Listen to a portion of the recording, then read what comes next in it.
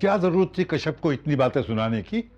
अब्बा जी अभी तो मैंने कुछ नहीं कहा है उसे, और मुझे अभी ठंड नहीं पड़ी है। आप देखिएगा अभी आइंदा आगे मैं उसे क्या क्या बातें सुनाती हूँ। क्या हो गया है तुम्हें शमीम?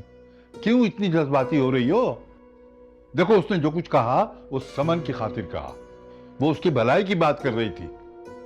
वो होते कौन है अब्बा जी, समन की भलाई चाहने वाली? मैं जिंदा हूं अभी। आपकी बहू को मेरी बेटी के लिए परेशान होने की कोई जरूरत नहीं है। अब तुम्हें समझ आया नसीम, क्यों मैंने तुम्हें कहा था कि इस कश्यप से दूर रहना? अरे मुझे पहले से मालूम था कि ये लड़की इस घर में आकर कुछ ना कुछ उल्टा सीधा जरूर करेगी। चचा जान के मजबूर करने पर उसने शादी तो यहाँ कर ली, मगर वो क्या उसके बाद अपनी नाकाम मोहब्बत का सदमा भूल पाएगी? हरगिज नहीं। और इसीलिए वो हम पर गुस्सा निकाल रही है। अरे वैसे भी भाभियां तो नंदों से जली रहती हैं, और इस कश्यप का तो दिमाग वैसे ही सातवें आसमान पर चढ़ा रहता है।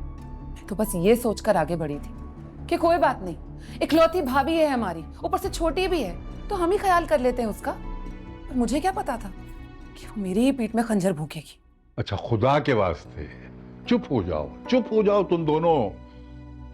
अरे भाई, क्यों तुम दोनों उस बेचारी के पीछे पड़ गई हो हाथ धो के?